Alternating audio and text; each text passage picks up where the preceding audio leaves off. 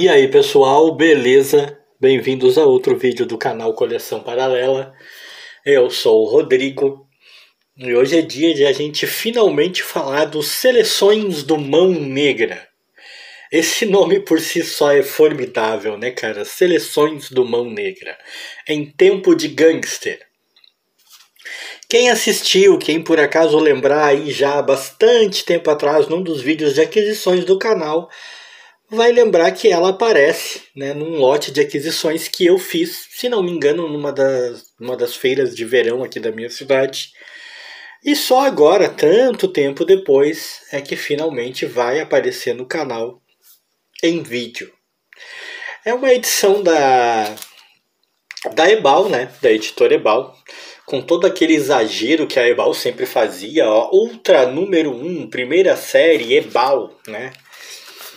De lombadinha quadrada, papelzinho bem ordinário também, outro estilo da Ebal, aquela capa, né, bem ordinária, com um papel jornal ainda mais ordinário dentro.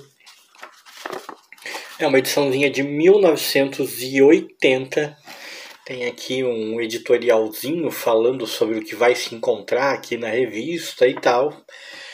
E o material contido aqui dentro, cara, são basicamente histórias dos anos 50 e 60, aparentemente. Todas elas calcadas no estilo policial, né? São aventuras policiais. A maioria historinhas extremamente curtas e absolutamente todas calcadas naquela coisa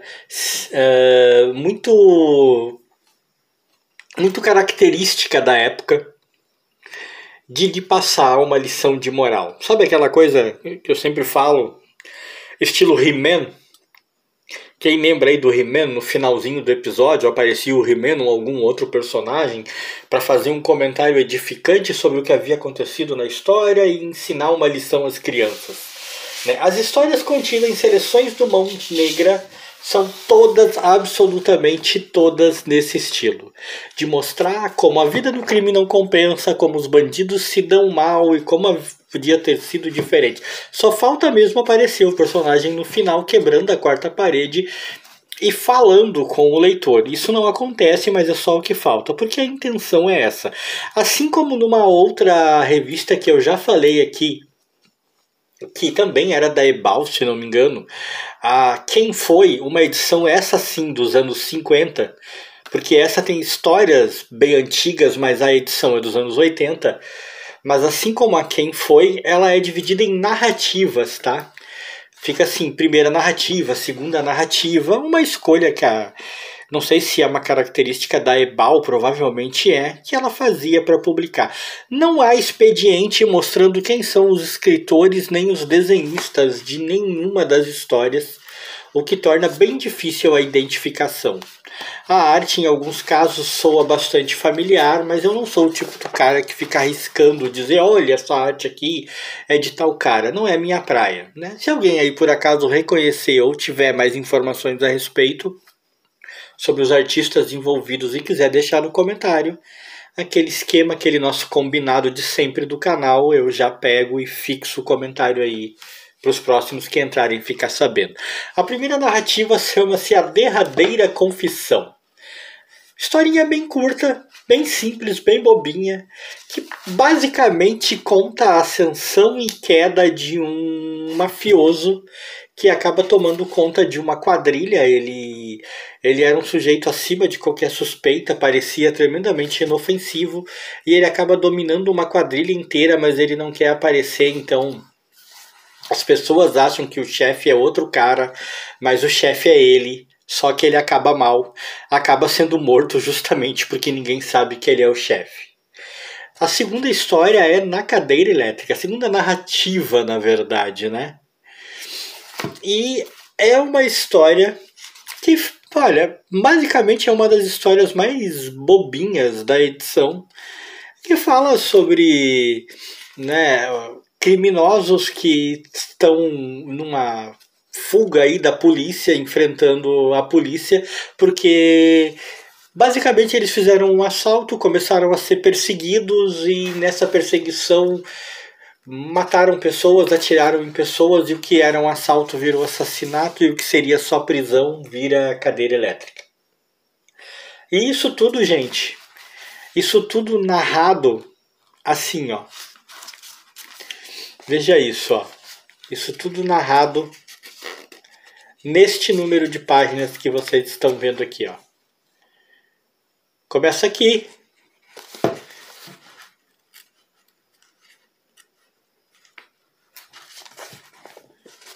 São tipo 6, 7 páginas e a história acabou. E esse é o mote de todas as outras histórias. Não há desenvolvimento, não há preocupação em dar aos personagens mais espaço, mais profundidade. Não tem isso. É bateu, valeu. Depois de Radiografia Providencial, uma das histórias mais características da época, tá? Com uma das melhores artes, eu gosto muito da arte dessa história, mas uma das histórias mais características da época, porque a premissa é tremendamente tola. A radiografia na época era razoavelmente misteriosa, né? Razoavelmente uma novidade para as pessoas. A maneira como era feita, a maneira como acontecia, era ainda bem perto da perplexidade para as pessoas. A investigação de uma maneira mais técnica, mais científica também.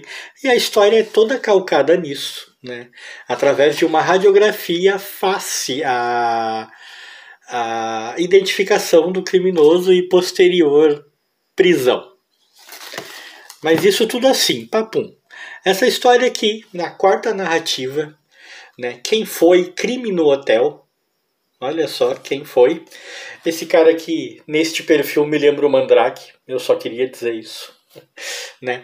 Crime no Hotel é basicamente uma história de gangsters muito genérica, né? Com uma arte também que soa muito genérica. E o que é risível nessa história é que ela tenta jogar com o leitor. Tá? Por isso que o estilo é quem foi. Ela tenta jogar com o leitor porque ela quer que o leitor identifique o criminoso. Ela tipo dá uma chancezinha, né, aspas na chancezinha que ela dá de você identificar o criminoso antes que a própria história o revele. Mas cara, isso tem que ser feito na adivinhação, isso tem que ser feito no chute. Não porque o mistério aqui envolvido seja tremendamente complicado e intrincado, ao contrário. Porque praticamente não há mistério, portanto praticamente não há pistas. Ela apenas joga um monte de personagens ali e diz pra você assim, adivinha qual deles matou o cara. E sem nada que indique coisa alguma que faça sentido para você poder fazer um raciocínio lógico, pedem para você adivinhar. E aí colocam a resposta de cabeça para baixo aqui, ó, para você ler depois. Muita gente chutou e acertou com certeza, muita gente errou e quem errou deve ter ficado frustrado e achando que realmente lidou com um tremendo mistério. Mas cara, não tem tremendo mistério nenhum. A dificuldade é porque simplesmente não tem mistério nenhum. É um jogo de adivinhação, é tentativa e erro. Depois nós temos a quinta narrativa, Arrependimento Tardio, com uma excelente arte também. Aí nós estamos falando de um criminoso que foi buscar a redenção quando já era, tipo, tarde demais. Entendeu? É basicamente isso a história. Aqui a melhor coisa dessa história é a arte, né? A arte é muito boa. É uma das histórias mais longuinhas da edição, mas ainda assim não é uma história grande e é bastante simples. Como história em si não me agradou muito, mas me agradou bastante pela arte. Uma visita a Paris. Essa história aqui é uma das mais malucas que tem aqui. Porque ela é tão boba, cara. Ela é tão boba. É tipo um criminoso, um gangster americano que foi até Paris porque achou que os gangsters de Paris eram bobocas. E ele achou que ele ia chegar lá e ia falar: sou gangster, sou americano e vocês têm que ter medo de mim. E isso não acontece. É simples assim. Né? É o que a gente tem aqui. O autor da história, não sei se o cara era francês, ele basicamente quis falar que os americanos são bem arrogantes e se acham, mas que os bandidos franceses são mais fodões, né? Ou algo do tipo. Só que o interessante nessa história, não esqueçam daquilo que eu falei, sempre há um pano de fundo com uma lição, com uma moralidade. No final da história, embora o gangster americano acabe tendo que aceitar que ele não é assim o maioral e que, estando ele na casa, né, nos domínios de outro gangster, ele tem que se submeter. Embora isso fique claro, ambos são presos porque ambos caem nas mãos da polícia, né, que acaba sendo mais esperta que os dois. Aqui, não esqueçam, a ideia é que os bandidos não podem se dar bem nunca. A sétima narrativa é o fim dos assassinos. É uma história de briga de gangues, de perseguição de homens violentos, com uma arte bastante razoável, né? E tem motim, é uma história de cadeia, então tem motim na cadeia e tal. Lá perto do fim, o bandido acaba tendo seu momento de redenção, e é aqui que está a lição de moral da história. Ele acaba tendo limites, achando que eles se excederam, que nem ele é tão mal assim, e ele acaba morrendo, mas morre tendo salvo uma vida, entendeu? Quem nunca viu isso, né? Depois nós temos Quem Matou o Boss Faber. Também uma daquelas histórias cuja ideia é que você vai investigando a história enquanto lê, só que não tem nada para investigar. A história termina incrivelmente rápido, mas a maior diferença dela para aquela outra história que eu falei, né, é que não tem aquele lance do final viradinho aqui para você tentar adivinhar, porque a pegada não é exatamente a mesma. Ela quer que você vá lendo, vá se envolvendo, vá imaginando, mas o dinamismo aqui é ainda mais paulado, é ainda mais rápido, então nem dá tempo de pensar mesmo em nada, ele já chega no final mostrando tudo o que aconteceu. Depois nós temos Noite de Pavor, com o velho clichê de bandidos que fugiram da cadeia e invadem a casa de pessoas de bem para fazê-los de refém. Na minha opinião, a melhor história da edição. A arte é bastante aceitável, bastante legal, e a maneira como a situação se resolve, né, com a participação do menino, do garotinho, e com o uso do que na época seria tecnologia de ponta, que é o radiotransmissor, eu achei bastante criativo. Para a época deve ter sido uma história bastante inusitada, né? Eu gostei muito. Para mim é a melhor história da edição.